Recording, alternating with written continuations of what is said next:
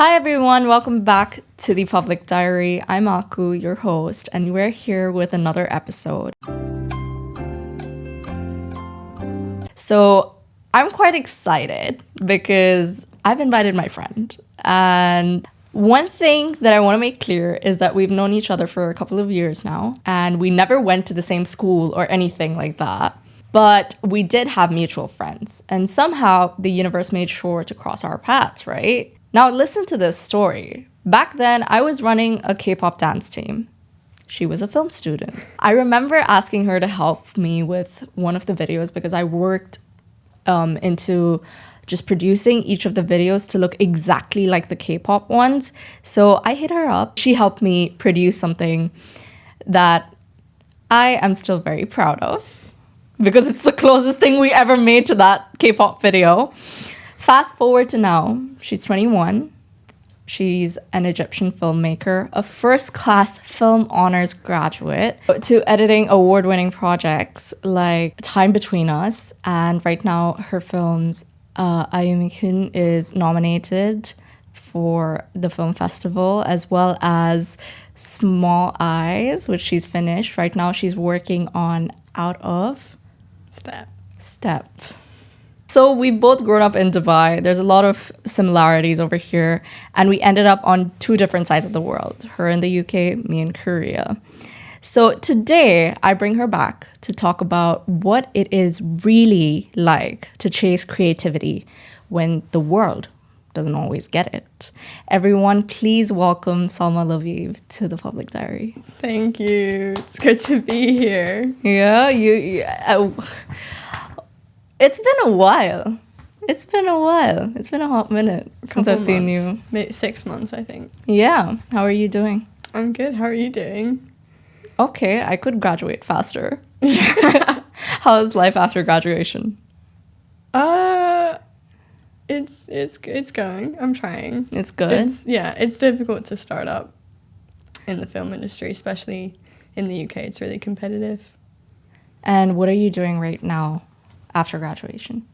So I'm freelancing. I've moved to London. I'm freelancing. I'm a producer, editor, and script supervisor.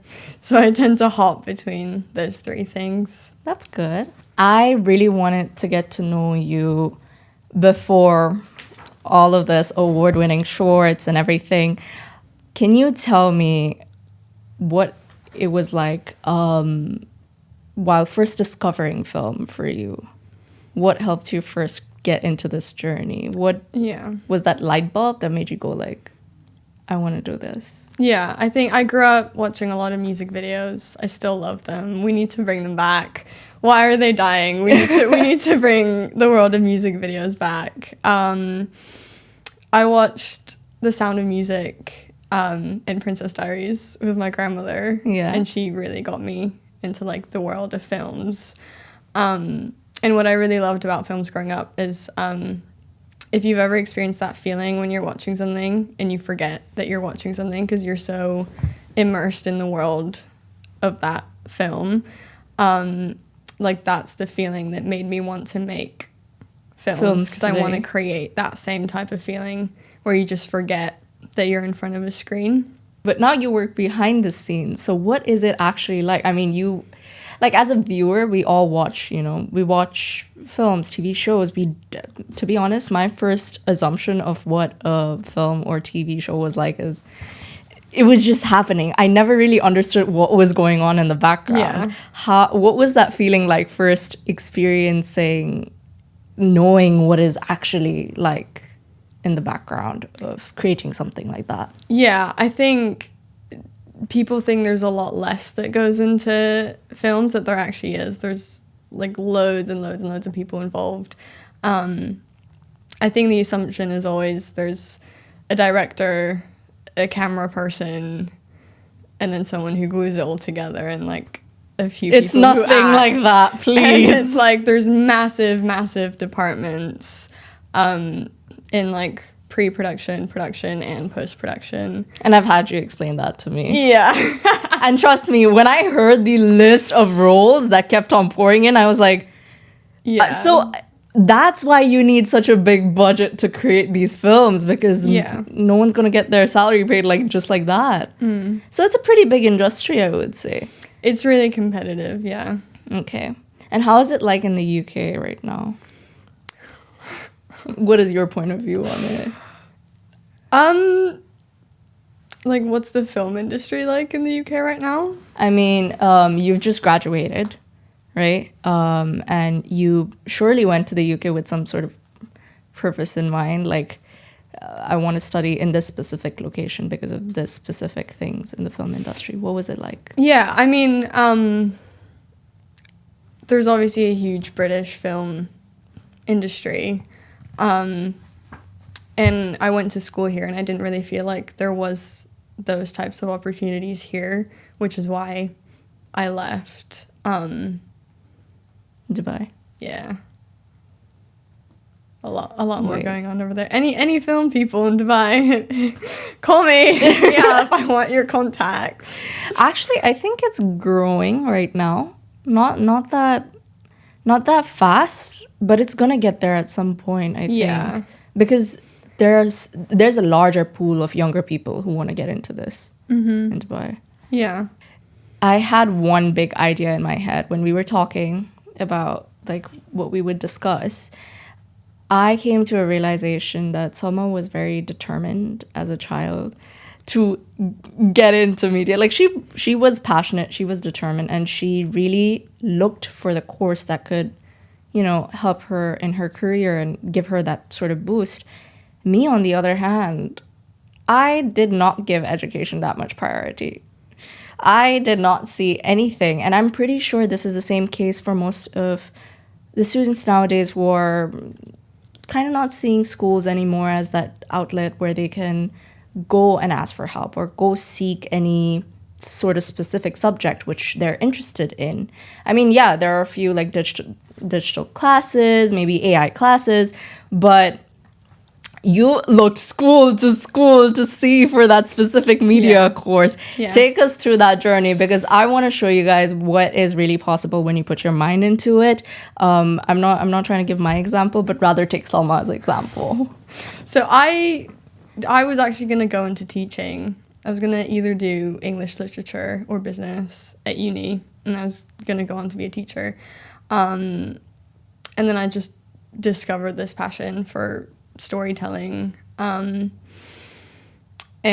I heard that there was a media course that you could do at school, so I literally changed schools just so I could do that course, and if I hadn't done that, I wouldn't have gone to film school, because I wouldn't have like built up that portfolio from that course. You know what? We actually went to the same school, but we missed each other. Not at the same time. But not at the same time. That's what I meant. Like, we... So, wait, do you mind me dropping? Yeah, go for it. Go for it? Yeah, drop the names. I like this. So, I went to GIS, Gems International School. And... Why that? Because I have beef to pick with us. I'm joking. No beef. But yeah, I landed in that school, I think 2-3 years later than Salma. Yeah. And then you went to... I went to North Anglia, did my GCSEs, and then I moved to Sunmark because they had the media course that I wanted to do. And when you landed in Sunmark, you found that media course. How was the journey? Because I think you told me that you had... The first encounter was a bit rocky.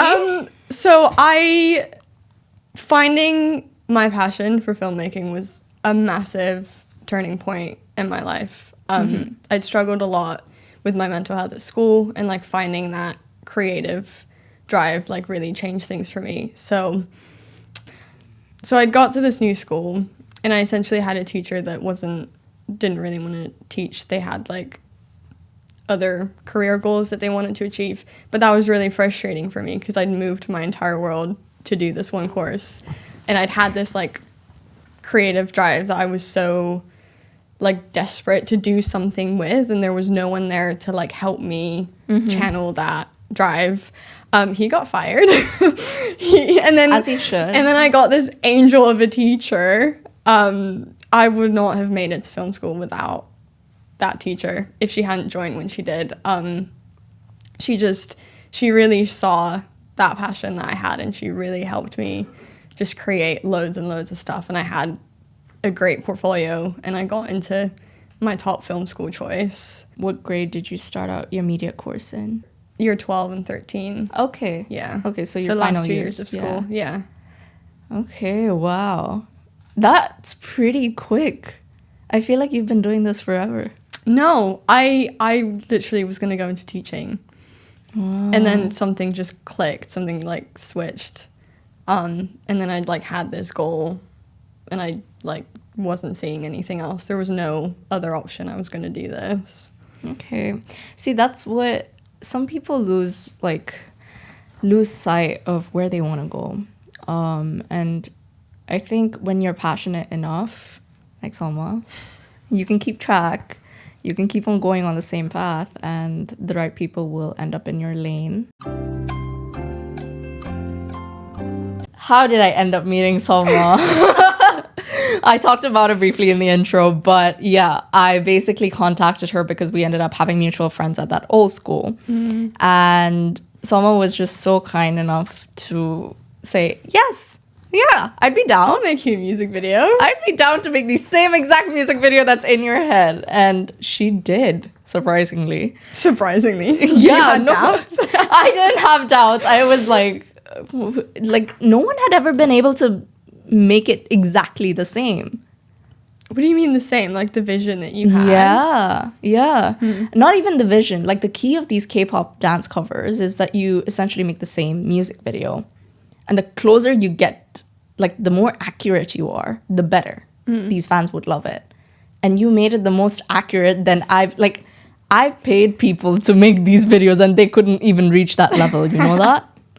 No, I didn't know that. This is the first time I'm hearing of this. Well, you're hearing about it. So we got close, and I visited her high school's film festival where she won. She was honored. My very first award. That was very nice. Yeah, and you were there. What was it for? Just in general? So it was part of my media course. So I'd done a music video, and I'd done my very first short film. And I got like an outstanding achievement award for all that stuff. High achiever. How does it feel to be a high achiever? Yeah, I wasn't actually ever like great at school. I wasn't like, I was okay. I wasn't one of the like top students, but this was my thing. We were all like, yeah. Talk to us about how it was transitioning from Dubai to the UK, because I'm sure like for me it was crazy. Yeah. Culture shock. Yeah. People are like, so where are you actually from? Where are you from? We had this conversation. So if you've grown up in Dubai, you know that the first question you ask anyone is, where are you from? And it's this question that comes out of excitement because everyone's from everywhere, and you have like really good intentions behind that question when you ask someone. It's like a first point of conversation. Mm-hmm. Like I feel like that's a really common thing here, right? Yeah. I learned very quickly when I moved, you can't do that. Don't ask someone where they're from. I did very quickly start to understand why when it started happening to me. Racism, man. It's not great. But you can't, if you ask someone where they're from in the UK, like that's pretty offensive. And I didn't really realize that until people started asking me, where are you from? And I started realizing like that question isn't coming from them wanting to know, like, to get to know me. It was more of like a, you're not from here kind of thing. Oh. And I was so like, that is kind of I've like been doing this to people. Like, this is, yeah. It's a complete difference then. Yeah. Okay, so it's not appropriate to ask that in the UK. No. Okay. No. I think it depends on the context. But yeah. I think generally if you're meeting someone for the very first time, I don't think so. Whoa, that's culturally, yeah. Yeah. Because I learned that the hard way. Oh. Yeah.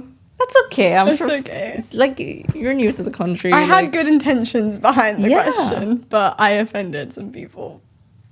Unknowingly. That's fine. That's fine.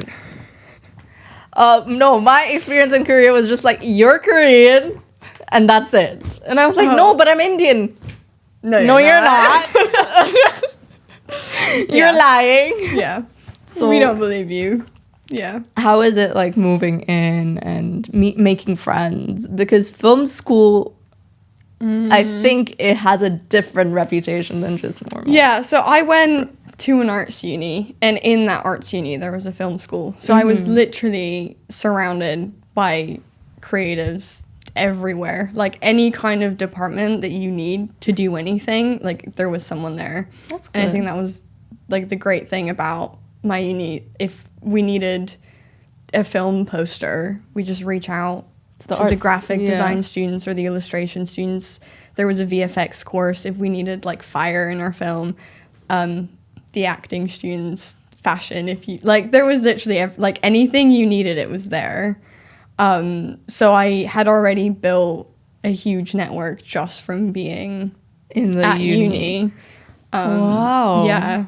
That's one. I mean, people who are looking to get into film school, how do you convince your parents to go to film school, Salma? I don't know. I don't know. This is a question I don't know I've how been we dying. got here. I don't know. I wish I could tell you. I don't know how I did. I don't know how I did it. Like, but you were passionate about it from the beginning, so Yeah. that could have been a contributing factor. Show your Yeah. parents that you're into it. Yeah, I think it was definitely a bit of a shock to extended family. Like, what do you mean your daughter's going across the globe to do film? What do you mean? What do you mean? That kind of pisses me off. And it's obviously it's good intentions. It's like they're looking out for my future. I appreciate that. But I think, yeah, I definitely felt a lot of judgment, and there was definitely a lot of judgment towards my parents For letting you go to film school. Just a silent because whatever, if I'm gonna be, this is how I see, this is my point of view. There are kids who don't want to go to school, let alone further studies, who don't want to go to school, who want to start their businesses. They're so independent and readily charged from a very young age, at least in this generation. Yeah. And I think our generation is not that far off from that, So why is this huge hole in the arts community that if your daughter or son ends up deciding to go to an art school, it's just wreak havoc and the whole family. Yeah. I think there's something really ironic about people will look down on people going into a creative career until that person becomes really successful. But when you're starting out, it's like, oh, you're wasting your time, you're wasting your life. This is not a real job. Yeah. But then they don't say that about the people with the Oscars. It's why it starts at the beginning. If you don't support them at the start, how do you expect them to reach Oscars. the top? And Oscars isn't not every every filmmaker is doing film to get Oscars. Yeah. That's not the end goal. But it's a shame that that's how people look at it, is unless you are extremely successful, you're valid as a filmmaker. But how does that work? Because you need to go from the ground base. How do they expect you to already have established set projects that have already and it won can all take of these things 20 plus years for you to get recognized? There. Yeah, and I don't think people really understand. But that. these sorry to cut you off, but these small steps that you've taken are pretty big. For me, not for everybody else. I'd as a third person just watching this from an outside view who has no idea what the film industry is, like awards after awards, nominations, projects, like you're doing something. But is this the same feeling that you get, or no? No, and I think it comes from like the people around me not really fully understanding the world of film and how going up that ladder works, because it's obviously very different to how you go up in like a corporate job, which is how most of my family, friends, which is what most of my like inner circle of people do. Yeah. And all the jobs are freelance, and people tend to think that freelancers are just people who are unemployed. And I've tried explaining this and just saying that this is what I'm supposed to be doing. Like, these companies hire freelancers. It's not like a full-time job where you stick with a company. Like, this is what I'm supposed to be doing. Mm-hmm. But everyone's kind of like, just, why don't you have a full-time job? Like, did you find work? And I'm like, guys, I am working. This is me working. I promise. But I think, like, freelancer is not a bad word. And I don't know why there's that perspective of, like, oh, it just means she doesn't have her life together. Okay. Because I was going to come on to this question. Like I was saying, kids these days, they just want to straight become entrepreneurs, or, like, it's a world of influencers. Everyone wants to be an influencer these days. No, not me. I don't get paid, unfortunately. But yet, it's loading. We don't talk about that. Yeah, we do. But yeah, why I see freelancing as another, like, that is literally freelancing, and it's applicable to many industries, let alone film. I think what it is makes it's probably a cultural thing. Okay. Right? Like, in a way, we're kind of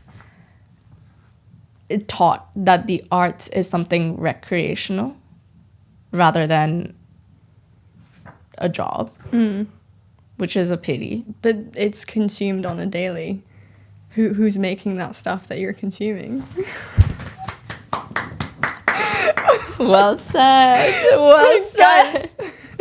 Now that is a whole reel in itself.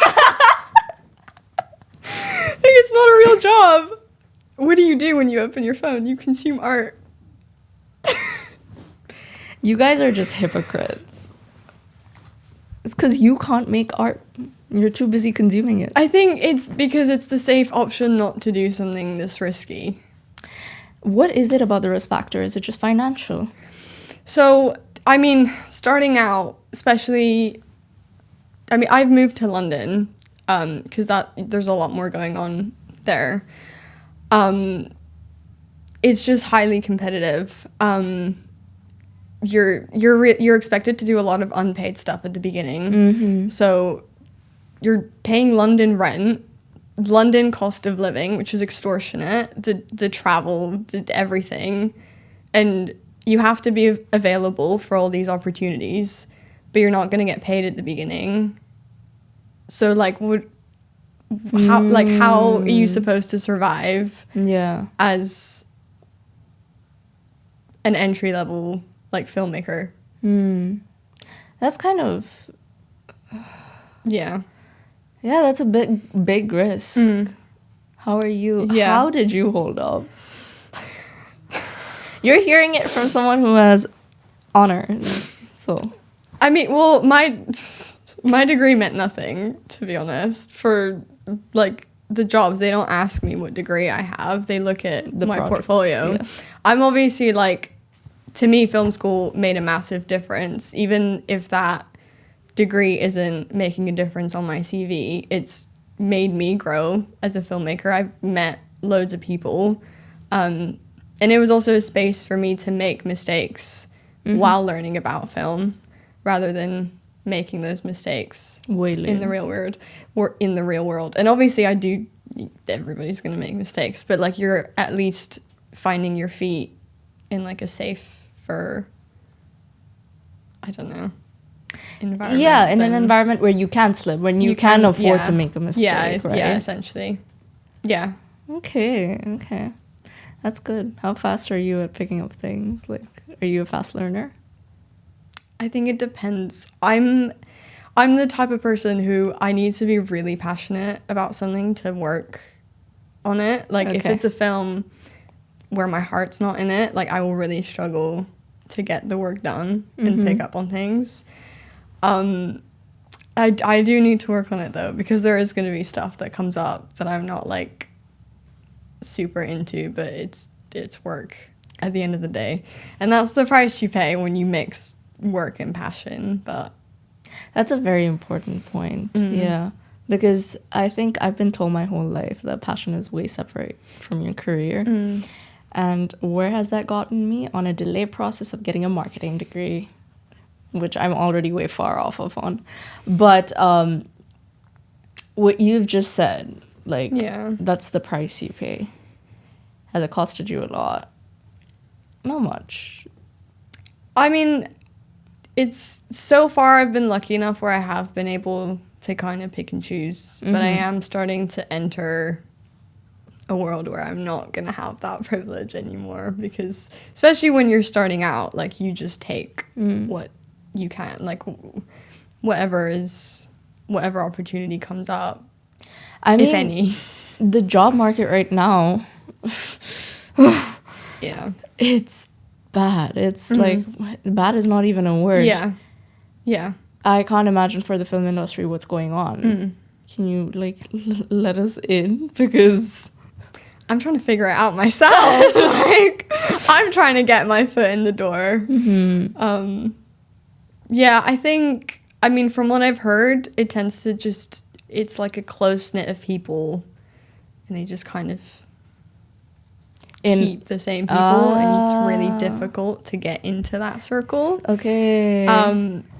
I mean, so far I've only done independent film. I've not worked on any, like, with any big companies yet. That is where I would like to end up.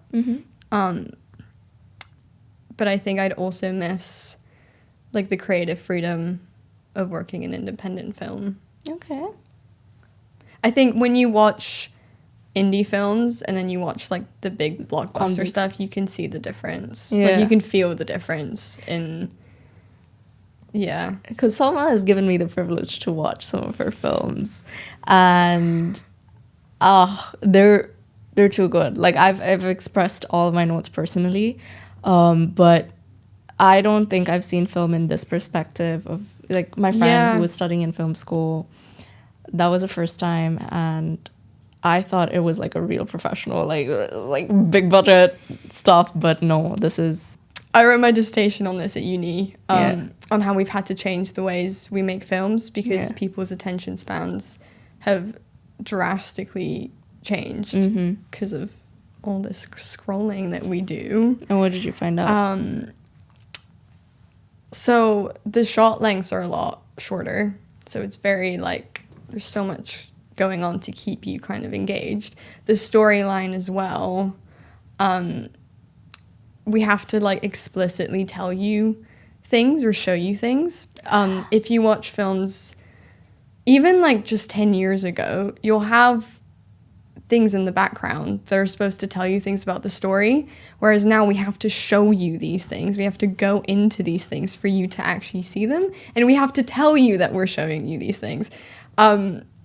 Because sometimes people are on their phone while they're watching, and even if you're, like, in a cinema and you're not on your phone, you're still, your attention span is just not there. You need that, like, constant engagement, and I think it's just ruining... It's ruining film. Because I can't do it, like just the pacing. If it's too slow, I'm like... But then where's the emotion? Yes. I'm not going to get into an argument with the film students. But, like, I agree with you completely. I think it's also because of, like, the pacing. The scrolling. Yeah. But the part that I wanted to highlight is, like, nowadays it feels like, especially OTT media, like the television media, they have to have something in each second. Like, everything is going on. There's no because otherwise you'll just put something, because now you have the option to just, if you're not interested, you'll watch something else. You'll go off it. You'll skip.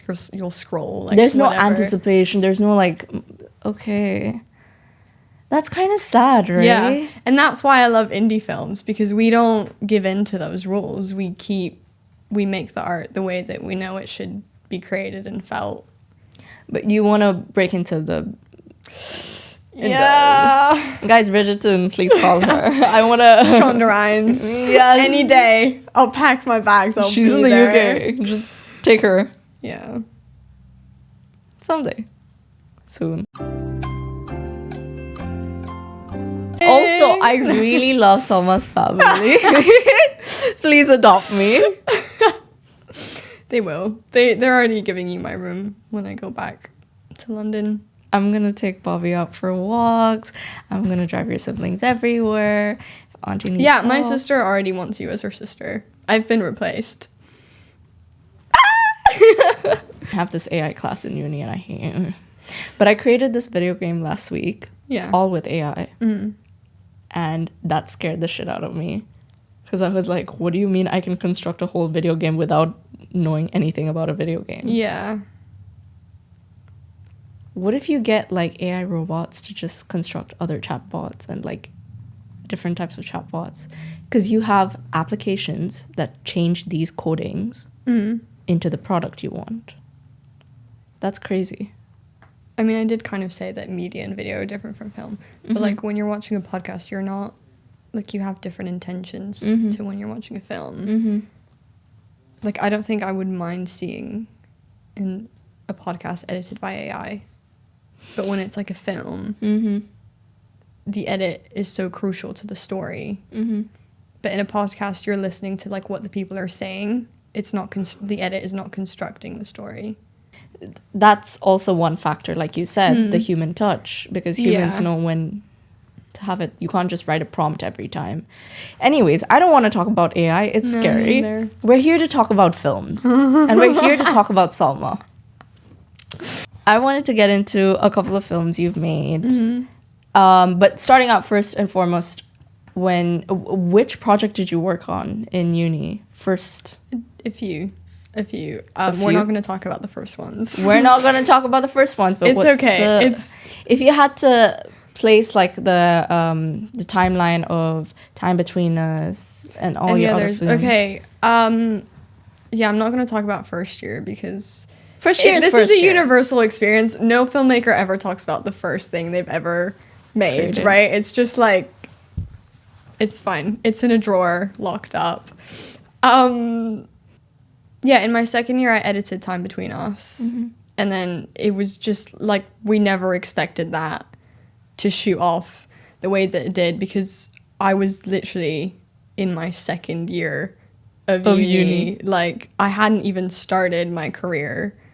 And it was like, it had festival, awards, like everything. And it was like, how is this happening now?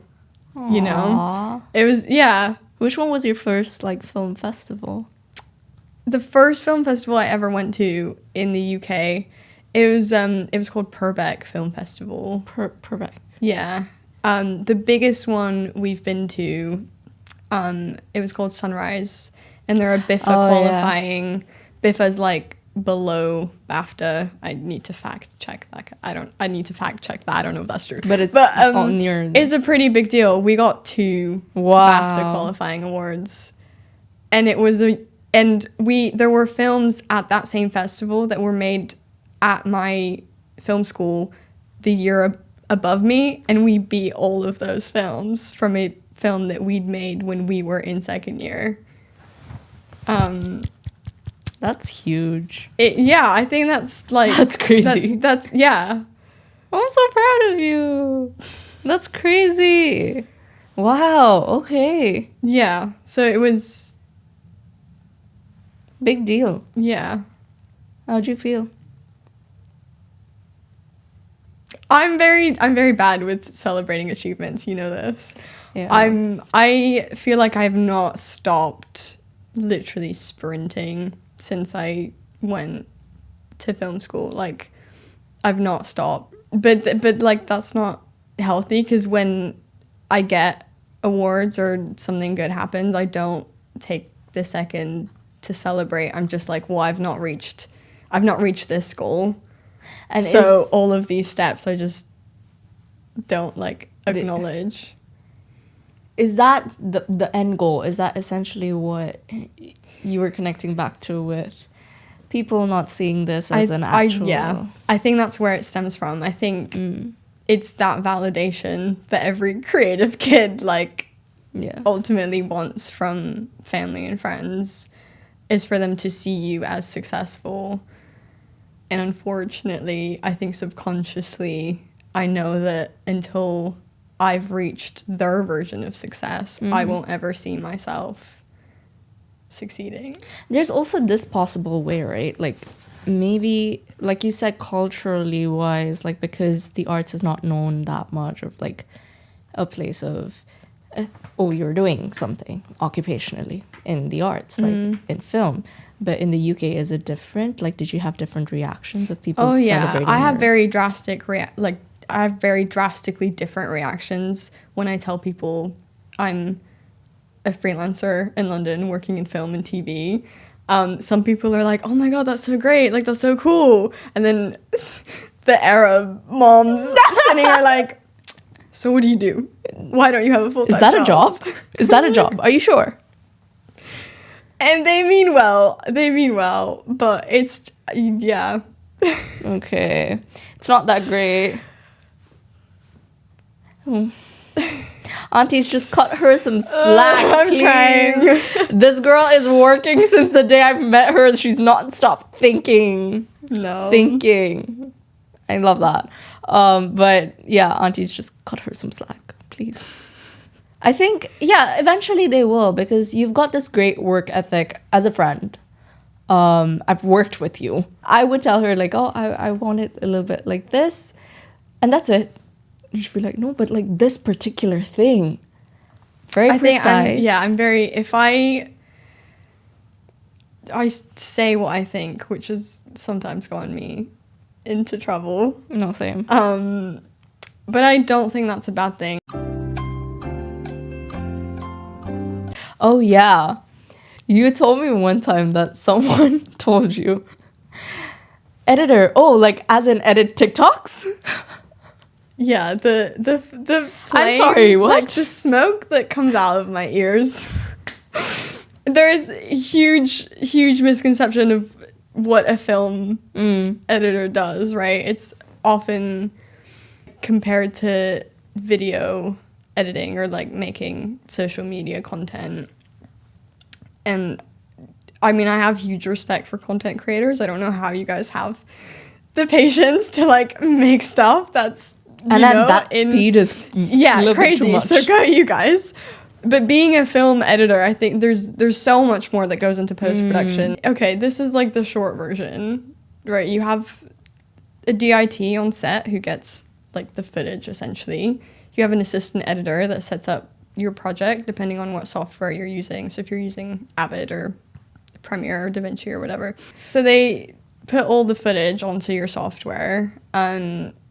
They organize your bins. They transcode or create proxies, which is like essentially shrinking the files so that when you edit, your playback speed is a lot smoother and you like don't run into, it doesn't like buffer as much. Taught me how to essentially, do that.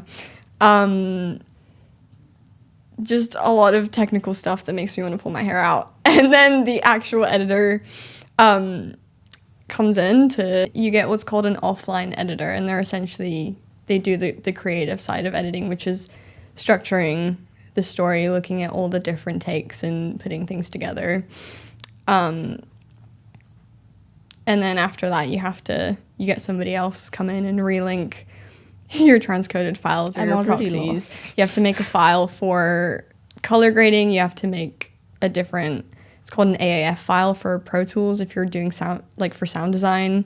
If you have a music composer, if you have a VFX team. Like there's loads and loads and loads of people involved in post-production. So when someone comes up to me and they think that I just like take videos, cut them up, and send it off, it's pretty frustrating. Irritating, I'm like, yeah. oh, yeah, that's what I just nod, because it's like, I'm not gonna sit there and explain from A to like. So you have this video for your reference on how it actually goes down. It's not TikTok editing. But that's not even it. This is me trying to like be very simplified and make version. it make sense. But yeah, that's the crazy part. This is the simplified version, and it's a lot. It can take months and months and months depending on the scale of the project and loads of people. I think I've genuinely stopped telling people that I'm a film editor. I just say I work in film. But you also do a multitude of things. Like, Yeah, you're I produce. pretty I script supervise. Yeah. Okay. So you've done all of these before? Mm-hmm. Wow. Well, you think it's wow, which is funny, because when I was at uni, my lecturers were like, you have to do one thing, you have to stick with one box, like no one's gonna take you seriously if you do all these things. And I was like, well, I want to do all these things. Yeah. I'm very stubborn. I will just, if I want to do it, I'm just gonna do it.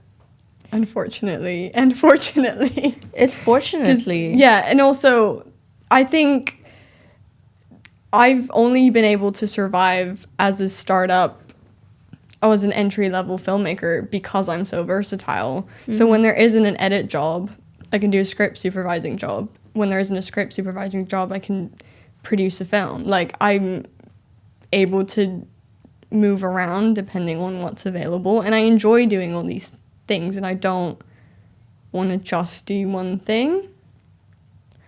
Okay, how'd you have the time to learn all of that, though? Put in the practice. I think you're never, you never like know or are ready to do something. You just do it, and then you learn from doing it. Yeah, just throw yourself into things, and you'll pick them up. I love that. I do that as well most of the time. So I understand. Yeah. But that is a huge advantage for you. I think it can also be a disadvantage when I'm not like, I have one thing. It's because it's so competitive. I think people don't take you in unless they know you're like really serious about that role that you're doing. Okay, so they think that specializing in something is... It makes you more professional. Yeah. Okay. I would rather hire someone who can do a little bit of... But the thing is, when I'm working on a film, I'm never doing multiple things. I'm just doing one thing. So, yeah. One thing is that you're 21. Mm-hmm. And you come from Egypt. So I wanted to know, do you have any plans on possibly creating something more cultural later in the future? Do you want to dabble in that? Probably the Middle East scene as well, or Northern Africa scene? Yeah, definitely. I mean, my graduation film was an international film. It was about a British Nigerian girl. And I loved doing that. I think that really, it was very eye-opening, because I was like, these are the types of stories that I actually want to tell. Because we had all these cultural elements. There are actually a lot of cultural elements that clash between Nigeria and Egypt, that I didn't really realize until we'd made this film. So I was editing this film, and the director... Say the title? This is Ayomaka. This is about the film Ayomaka. And so the director, Euphemia, and I, we like had a very, very good relationship on this film, because we both had that cultural understanding, and we understood all those aspects that needed to go into that film. And a lot of the feedback sessions that we would go into with our lecturers, most of which are white British men, we would sometimes get comments like, you don't need that shot, you don't need this line, why is this here? But because I had that cultural understanding, I was like, no, we do need this, and I know that the right people will connect to that part of the story. Like, it's not made for everyone, certainly not made Well, okay, no, I'm not going to say that. Yeah, it's... And this is the thing that we were talking about with... Rage bait turns on. This is what I mean about films today being digestible. It's like what everybody can understand and process. Whereas with this one... But it's not required for everyone. I was like, I'm keeping the elements I know people will connect to. I don't need everybody to connect to it. That's not the point. When we had our film premiere for Ayumakun, the exact parts that I was told to cut out are the parts that people came up to me and said, I really, really connected with this part of the film. Like, that's the part that made me cry. This reminded me of my grandmother. So if you, like, you know the story that you're creating, it's important to listen to all feedback, obviously. But I think having the connection that I had with the story is what, like, really helped it develop and like helped people really connect to it. Yeah, I mean, even though I didn't spend time with my grandmom, I had the opportunity to watch it, and I did get pretty emotional towards the end, not having a grandmom. I've made so many people cry. I'm like, yes. Okay. I've achieved the goal. No, because if you make people cry, you've achieved something as a filmmaker, right? You've evoked emotion. Yeah. So, like I knew my grandmom up until like less than 7 years old, but I don't have any memory of like my childhood. And then I don't know my dad's side. So yeah, that was something special, I think. And yeah, it's crazy you can reach that wide.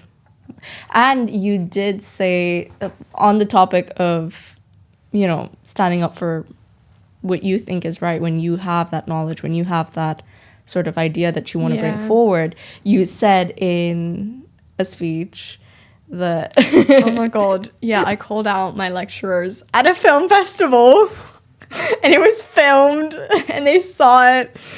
But it's right. Yeah, Time Between Us, the like most successful film at that film school, which was a second-year film, they didn't like it. At our feedback session, they told us it wasn't a film. They told us to completely change the edit. And we didn't. We put our foot down and we were like, this is the story that we wanted to tell and it will resonate with the right people. And it did. So take that. Yeah, I mean, how was their response to you? Were they giving you the cold shoulder, or were they like, no, okay? No. I think it's like we'll give you this feedback, take it or leave it. Okay. And obviously there's things that you take in that are super, super helpful. And like I had massive respect for my lecturers. I obviously meant no disrespect by saying that. I just wanted to just like send a message that... No, it wasn't disrespectful at all. It was respectfully declining. It was just like, if you have a creative vision, it will find the right people. You don't need to butcher it up to fit what people want. Like, you don't need to sculpt it for other people. Just make it the way you want to make it, and it will reach the people it's supposed to reach. And that's what I was trying to say. And I think, I don't think they took it the wrong way. No. I saw them at graduation. They were like, it was fine. It was beautifully said. And, like, people were like, yeah. Yeah, because I think it's really relatable, right? People, like, tell you to tone things down and to make it digestible again. And I keep hitting this poor mic. I'm so sorry. Yeah, you don't need to be digestible. Make your art. Make your art. That's Salma Labib. People from outside the film world know that projects like this take years, almost years, months to complete. How do you stay motivated when these projects take their time? Because obviously you'll have so many recorrections, especially with all these film festival circuits or funding delays possibly. And now, like, as a freelancer, you're stepping into that world, right? Yeah, how do I stay motivated? I mean, with the films I've been on previously, the production timeline was like just under a year. I really don't have anything else to think about. Like, it's so busy, especially when you're, because I do like literally all. I do pre-production, production, and post-production. Like, because I do different roles, I've always got something to do on different films that are on different stages. Wow. So I like rarely had downtime to really think of anything else. But now, as a freelancer, it's definitely difficult to find work when you're just starting your career and you don't have as much credibility. I mean, I'm lucky enough to be a very social person, so all the film festivals that I go to, I just network and I just speak to loads of people, and that's really where I get work, is we'll connect and I'll reach out to them and they'll think of me a few months later. I think so far I've not hit a point where I've not had any work. I'm like waiting for that to hit. I'm like, when is it gonna happen? Because everyone warns me about it. Everyone's like, with working in the creative industry, you have months where you're so busy, you eat, sleep, work, and go back to that's it. And then you have months where there's nothing going on. I've not reached a stage yet where there's been nothing going on, and I'm like, when's it gonna happen? When's it gonna happen? Why do you want it to happen? I'm just preparing myself because I think it's inevitable. Yeah. Right? Yeah. On that note, we're gonna play another game. Okay. So this one, you're basically just gonna tell me about yourself. It's like rapid fire. So what's your 3 a.m. editing snack? My editing snack? Yeah. Do you snack? Yeah. I mean, always coffee. Coffee? Right. Must. Or a Red Bull. Depending. Usually, my editing days are usually 9 a.m. to 9 p.m. Yeah, for weeks. So coffee and Red Bull. Coffee and Red Bull. Yeah. All right. If I'm working if there's... That is not a snack. That is a drink. Well, yeah. Wait, I forgot what they were called. It's a British snack. Oh, I'm so gonna say this wrong. Every British person is gonna massively judge me. It's fruit. How do you say this? Fruit. I don't want to risk saying this. Fruit pastilles. I have no idea how. It comes in green packaging, and it's what is it? They're gummies covered in sugar. That's usually. Yeah, that's usually very creative ways of explaining gummies and sugar. Yeah, as a filmmaker, I suck at explaining to you things. I can show you. I'm meant to have storytelling abilities, and I'm like, green, circular, sugar. Yeah. Okay. What's one of the weirdest professor feedbacks you've ever received? So this was one of the crits for Ayoma-kun. Mm-hmm. And, it's set in a Nigerian household. So we had a scene where grandma is telling her granddaughter to go wash her hands. And it's, in a funny way of, go wash, you're not going to eat until you wash your hands, essentially. It's really difficult to explain without seeing the scene. But, they were watching it, and they were like, why is she washing her hands? And then they said, where's the cutlery? I was like, in some cultures, we eat with our hands. Not you being one of the most, And this is what I mean by when you take in feedback, who are you taking that feedback from? That's sad. The people you're targeting this story towards? And they also said, this doesn't look like a Nigerian household. Do you want us to put up Nigerian flags? And it's a house. What do you mean it doesn't look like an it was little things like that. And we were just What are you? Yeah. Okay. They're not thinking. Okay. Yeah. But I think they realized that, though. Like, we did explain that, and they were like, okay, you would know more than us. Like, they at least understood that they didn't have that cultural perspective. Most underrated film in your opinion? Shrek. I love watched Shrek. I've never watched Shrek. We can't be friends anymore. I'm sorry. This is You a can go as friendship Shrek breakup until you have watched all 3 movies.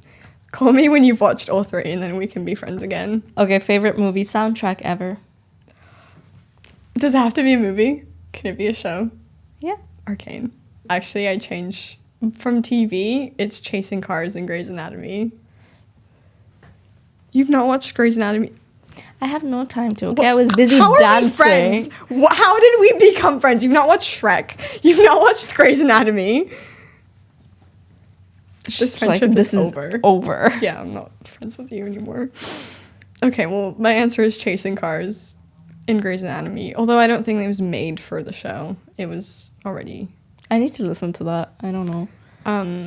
I love music that's composed for film. I've done that with every single one of my films. I've always had an original score. And you said you worked closely with the composer. I love it. I think it adds such a unique touch to the film. Yeah. Walk us through the most chaotic shoot day ever for you.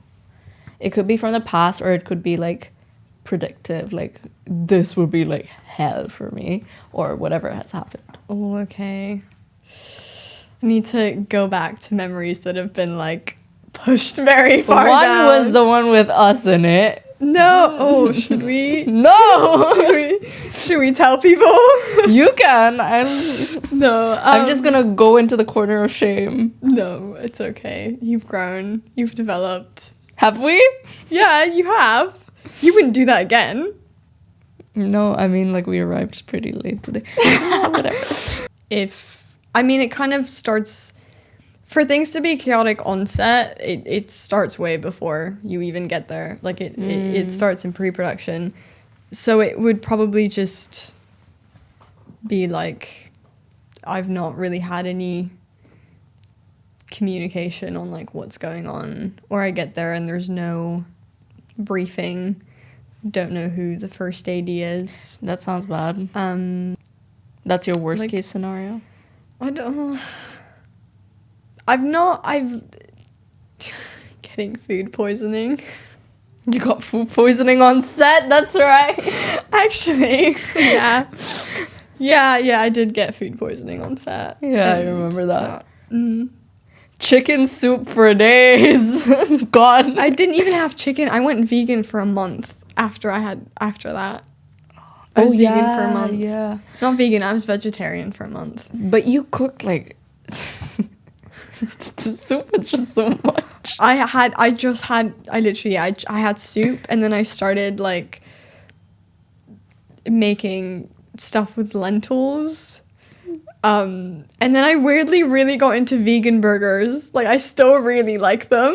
I think they taste better. Yeah, they're pretty nice. I don't feel as gross after. Okay, so you don't think the vegan hype is overhyped? It's fine, right? No, I actually found stuff that I really enjoyed eating. Nice. She eats vegetable pizzas. That's fucking weird. Moving on. No, but I'm the biggest carnivore ever. So for me to go vegetarian for an entire month, I was hella sick. I was I don't want to see, smell. She looked so funny on call. I was so ill. I'd never had food poisoning before, and the first time I got it was on my first, film job. I nearly forgot that time when we were on call and you were so sick. Yeah. Yeah. I threw up 7 times.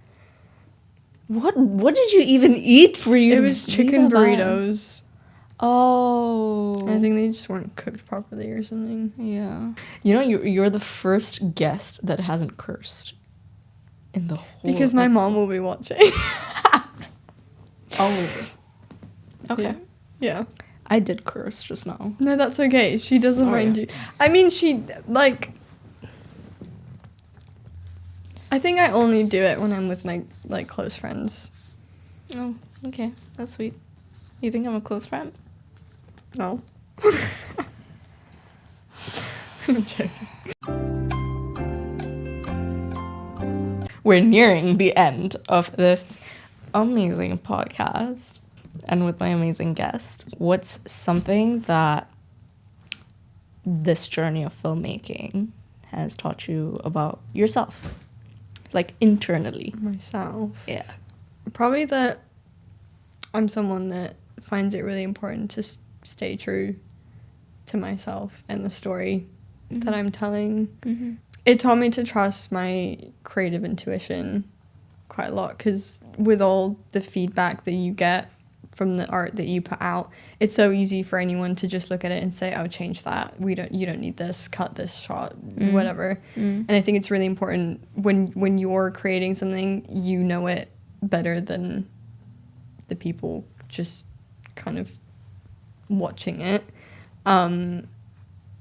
If you, like, trust your gut and you know what needs to stay to make the story what it is.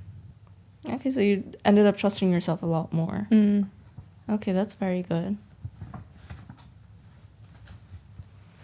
If you could say something to your younger self, which I ask every guest ever, but what would you say to young Salma? Well, I've not really, like, made it, so I feel like I can't tell my younger self. I can't give my younger self advice. Listen, you made it. That's why you're on this podcast. But You have to say you made it. She made it. no. Yes, for me, you made it. I would tell the Salma right now to... Stop being so critical. Yeah. But it's a projection makes of her... what the people around me are like. Yeah, but it makes her the person she is. Like, you being critical, that's some traits that people don't have. I'm not very overly critical about myself, yes, but about other things, I'm like, okay, ride with the flow. So you can be that person. I'd probably just tell her, just keep being you. Don't know, that's a very cheesy line, but yeah, but it is true. Yeah. Do you think that when you were younger you tried to conform to people's expectations? Yeah, 100%. I still do that today. Yeah. But it's getting better. I hope It's you a work reach in, that it's ulterior a work in freedom. progress. It's a work in progress. Yeah, where can people find you? I'll tell you. Where did like you I've not find stalked me? her. Instagram, where I find all my guests. I have started a TikTok after years of you telling me that I need to. Yeah. I finally did it. Yeah. Scary, but No, she's doing amazing. All she does is stalk me. you wish. But yeah, go follow Salma. I'll tag her socials below. Okay, just to wrap this up, I'm so happy that I got to have my friend on the podcast. I think having the privilege to have worked with her as well is something that I would always be proud to say, because definitely she's going to go do something great in life, win Oscars, and I'm going to be like, yeah, I worked with her. You were my first ever client. Really? Yeah. Well, there you have it. There you have it. I saw the talent first. 4 or 5 years ago. Yeah, I just trusted her from the beginning. I always had this inkling towards Salma, I think. Like, she's going to do something great. I need to support her. And just from then on, she's also been super supportive on my pageant journey when you bitches were not watching the finale show. I watched it live, guys. I was there while it was happening. Her whole family was there. My whole family watched it. Now, that's a true friend, right? I honestly just wish her the best from the bottom of my heart. And you're inspiring so many kids. You're inspiring so many future filmmakers, people who really want to dabble into this but don't have the courage to, or just have some other obstacles. Just don't stop. Be you, as Salma said. Honestly, she spit out some great words today. They're going in my book. And go write your own story on your diary. Thank you for coming to this podcast. Thank you for having me. Of course. Bye. Love you guys. See you in the next episode. I love you.